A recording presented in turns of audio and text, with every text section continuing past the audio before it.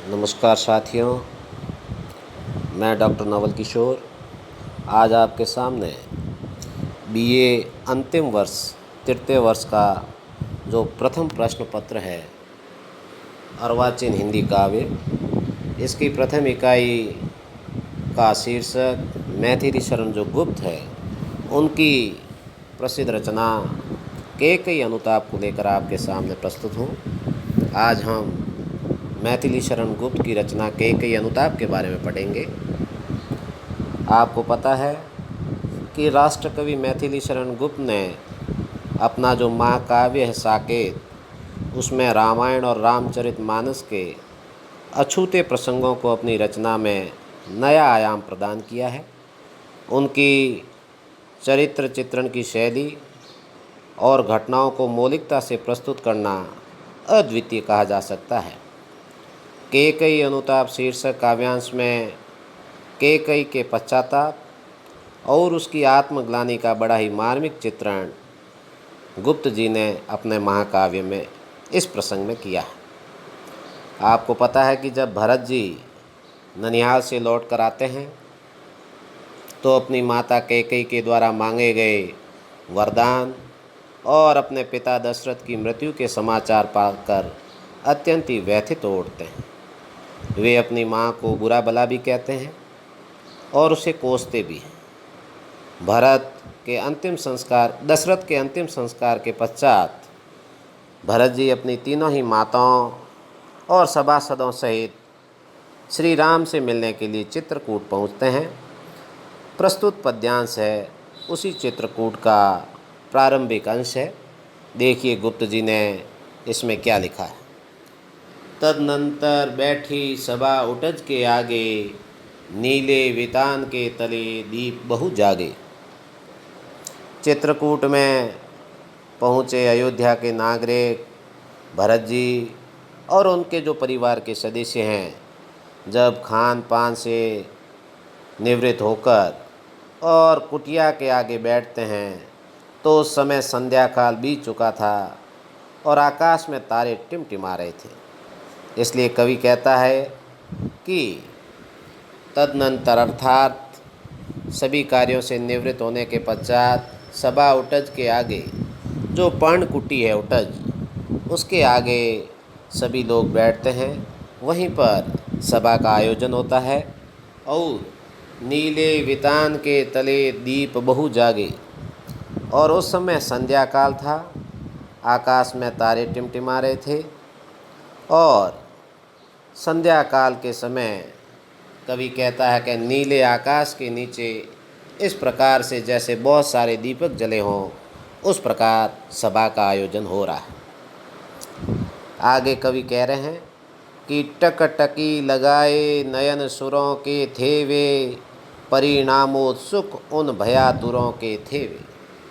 टकटकी लगाए, आकाश में तारे टिमटिमा रहे थे और कवि कहता है कि मानो वे तारे नहीं हैं अपितु देवताओं की आंखें थी जो टकटकी बांधे हुए चित्रकूट की उस सभा को देख रही है। और वे देवता परिणाम की आशंका से भय शंकित थे, भयातुर थे। क्यों? क्योंकि उन्हें डर था कि कहीं भरत के आग्रह से श्री राम जी अयोध्या लौट जाएंगे तब रावण का वध कौन करेगा, असुरों का नाश कैसे होगा। इस प्रकार उस सभा के परिणाम से देवता भी भय आतुर थे, शंकित थे। और तारों के रूप में कवि कह रहा है कि टकटकी लगाए नयन सुरों के थे वे। नयन अर्थात आँखें, सुर देवता। ऐसा लगता था वे तारे नहीं बल्कि देवताओं की आँखें हैं और वे सभा को देख रही हैं और इस सभा के परिणाम से वे भी भय शंकित है, भयातुर है। आगे कवि प्रकृति का उस समय की जो बड़ा ही मनोहारी चित्रण है वो करते हुए कह रहा है कि उत्फुल्ल करौंदी कुंज वायु रह रहकर, करती थी सबको पुलक पूर्ण मह महक कर। अर्थात कवि कह रहा है उस समय चारों तरफ जो करौंदी के पौधे हैं उनसे रह रहकर मंद और शीतल हवाएं बह रही थी जो करौंदी के पौधों से टकराकर वायु को सुगंधित कर रही थी। तो वहाँ बहने वाली जो मंद और शीतल वायु है वह रह रहकर सबको पुलकित कर रही थी, महक महक कर आ रही थी। वह चंद्रलोक था, कहाँ चांदनी वैसी, प्रभु बोले गिरा गंभीर नीर निधि जैसी। चारों तरफ कवि कह रहा उस समय इस प्रकार का वातावरण था जैसे वह चंद्रलोक था, चंद्रमा का ही लोक है, और वहाँ जैसी चांदनी है वैसी और कहीं दुर्लभ है। अर्थात उस समय जब यह सभा चित्रकूट में यह सभा चल रही थी तो उस समय का जो वातावरण है, उस स्वच्छ चंद्रलोक में बैठे उपस्थित सभागण बड़ी ही उत्सुकता से श्री राम और भरत के मध्य होने वाले संवाद को सुन रहे थे वे सभी। और शांत वातावरण में कवि कह रहा है कि उस समय प्रभु बोले गिरा गंभीर नीर निधि जैसी।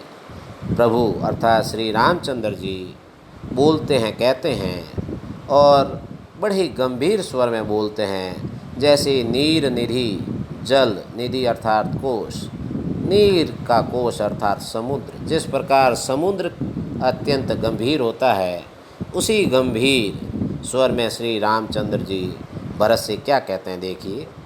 हे भरत भद्र अब कहो अभिप्सित अपना, सब सजग हो गए भग्न हुआ ज्यों सपना। श्री रामचंद्र जी भरत से पूछते हैं कि हे भद्र पुरुष भरत, हे सज्जन पुरुष, कहो अभिप्सित अपना, आपके आने का प्रयोजन बताइए। भगवान श्री राम जी ने भरत से उनके आने का प्रयोजन पूछा और सब सजग हो गए। जब श्री रामचंद्र जी ने ये पूछा तो सभी लोग सजग हो जाते हैं। भग्न हुआ ज्यों सपना, इस प्रकार से लगता है जैसे वे सपने से जाग गए हों, उनका जो सपना है वो भंग हो गया हो।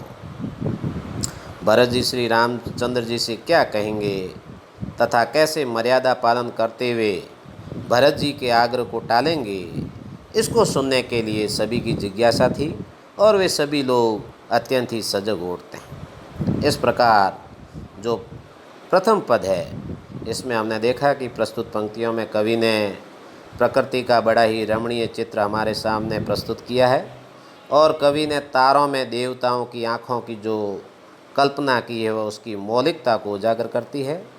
प्रकृति का कवि ने मानवीकरण कर दिया है, और भाषा की तरफ ध्यान दें तो वह भी लाक्षणिकता से परिपूर्ण है, और उपमा अलंकार की छटा है संपूर्ण पद में हमें दिखाई देती है।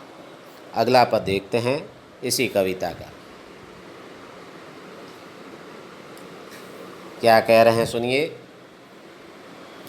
हे आर्य रहा क्या भरत अभिप्सित अब भी, मिल गया अकंटक राज्य उसे जब तब भी।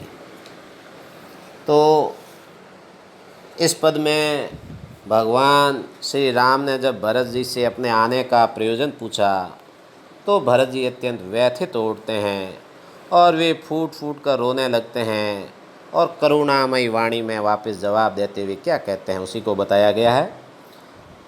उन्होंने कहा कि हे राम, कि अब मेरी क्या इच्छा शेष रह गई है, क्यों कि हे आर्य रहा क्या भरत अभिप्सित अब भी, मिल गया अकंटक राज्य उसे जब तब भी। अब मेरी क्या इच्छा अधूरी रह सकती है, क्योंकि मुझे तो अब अकंटक राज्य मिल गया है, ऐसा निष्कंटक राज्य जिसमें मेरा कोई प्रतिद्वंदी नहीं है, ऐसे राज्य की मुझे प्राप्ति हो गई है। तो भला अब भरत की क्या इच्छाएं शेष रह सकती है। आगे और इतना ही नहीं, और भी कहते हैं कि पाया तुमने तरु तले अरण्य बसेरा, रह गया अभिषिप्त शेष तद भी क्या मेरा।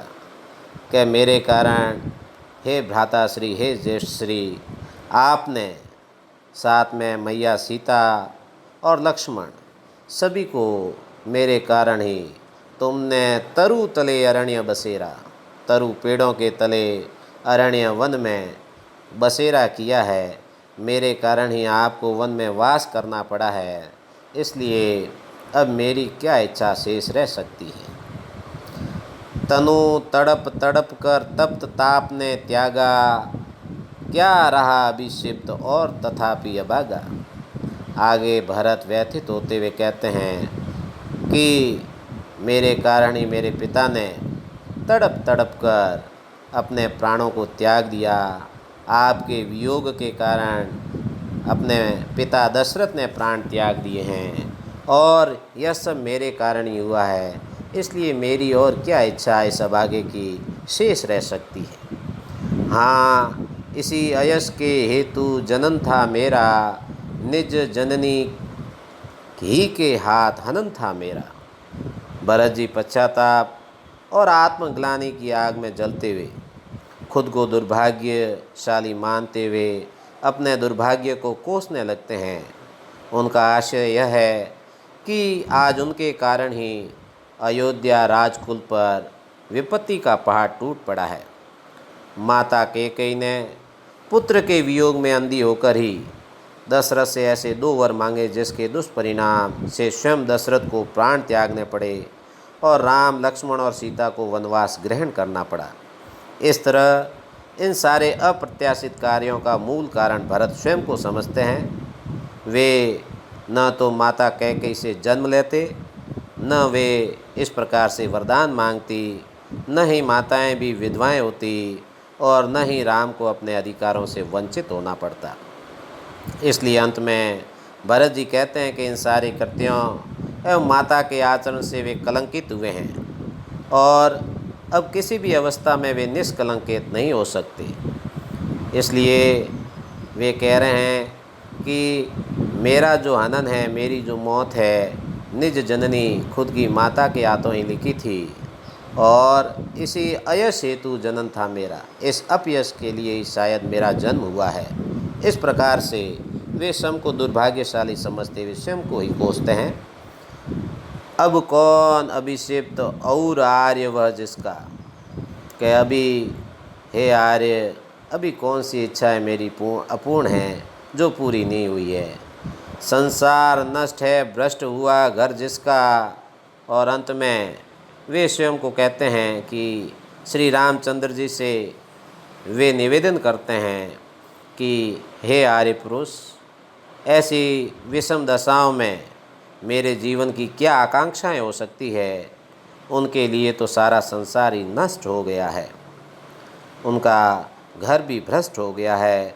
मुझसे मैंने ही आज स्वयं मुँह फेरा, हे आर्य बता दो तुम्ही अभिशप्त मेरा।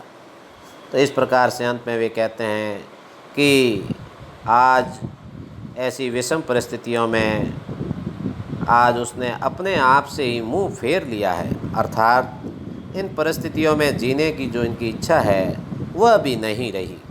आज उनकी जीने की इच्छा भी समाप्त हो गई है।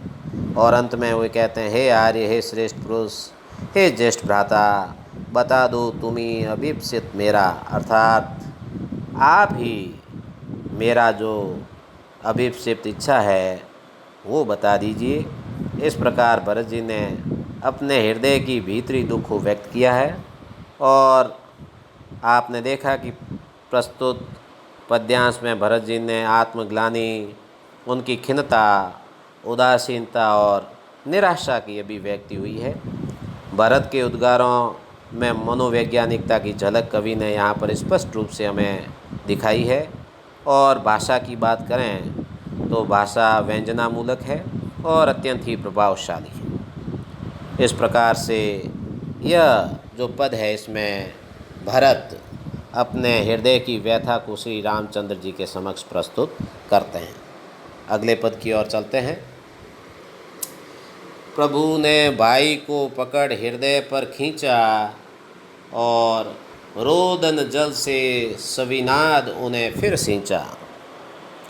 यहाँ पर आपने देखा कि भरत जी जब अपनी माताओं के संग चित्रकूट पहुँचे तो आत्मग्लानि में डूबकर राम के चरणों में गिर पड़ते हैं। राम ने चित्रकूट आने का जब प्रयोजन पूछा, उत्तर में भरत जी कहते हैं कि पिता चल बसे, राम को वनवास ग्रहण करना पड़ा और उन्हें निष्कंटक राज्य प्राप्त हो गया, तो भला अब मेरी क्या इच्छा शेष रह सकती है। भरत जी ने अत्यंत दुखी होकर कातर स्वर में ये हृदय के उद्गार हैं प्रकट किए थे।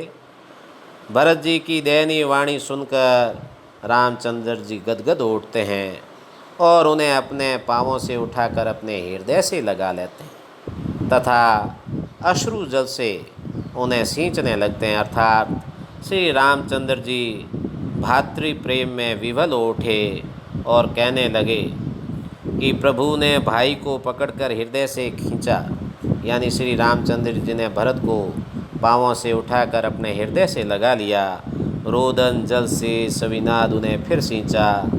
भ्रातृत्व प्रेम के कारण श्री राम की आँखों से भी अश्रु निकलने लगते हैं और उन अश्रुओं से वे भरत को सींचते हैं और अंत में कहते हैं कि उसके आशे की थाय मिलेगी किसको, जन कर जननी ही जान न पाई जिसको। कि हे प्रिय भ्राता, कि श्री रामचंद्र जी कहते हैं कि जन्म देने वाली माता भी जिसकी हृदय की था न ले सकी, उसके आशय की थाय मिलेगी किसको, तब भला अन्य भरत के मन की बात को कौन जान सकता है। अर्थात जो जन्म देने वाली माता है वह भी तुम्हारे हृदय की था, तुम्हारी इच्छा, तुम्हारी मन की अभिलाषा को नहीं जान पाई, तो भला दूसरा कोई तुम्हारे हृदय की बात को कैसे समझ सकता है। यह सच है तो अब लौट चलो तुम घर को, चौंके सब सुनकर अटल के कई स्वर्ग। और यह सुनकर कि तुम्हारे हृदय की बात को कौन जान सकता है, बीच में ही भरत की माता कैकेयी बोल पड़ती हैं कि यदि यह सच है तो हे वत्सराम, अयोध्या लौट चलो। मैंने भरत के लिए ही राजपाट अवश्य मांगा था, लेकिन उसके हृदय की था मैं भी न ले सकी। उसी कारण अपने पुत्र की भर्त्सना को सहन कर रही हूँ। कैकेयी के ये उद्गार सुनकर वहाँ उपस्थित सभी लोग चौंक पड़ते हैं, क्योंकि जिसने श्री राम को वन में भेजा वहीं आज लौटने का उन्हें बार बार निवेदन कर रही है। इस प्रकार से इन पंक्तियों में राम के भ्रातृत्व प्रेम, उनकी वत्सलता स्पष्ट रूप से द्रष्टव्य है। भरत की दशा देखकर रामचंद्र जी का करुणा आर्द्र उठना भ्रातृत्व प्रेमी है। कैकेयी की वाणी में पुत्र प्रेम के साथ साथ उसके पश्चाताप की भावना भी अभिव्यक्त हुई है। भाषा की तरफ देखें तो प्रसाद गुण से युक्त हैं, लाक्षणिक है, साथ ही मुहावरेदार भी है। इस प्रकार से कवि गुप्त ने कैकेयी का जो पश्चाताप है, कैकेयी का जो अनुताप है, उसको इस पद में अभिव्यक्त किया। धन्यवाद। अगली कड़ी में हम इससे आगे की जो पंक्तियां हैं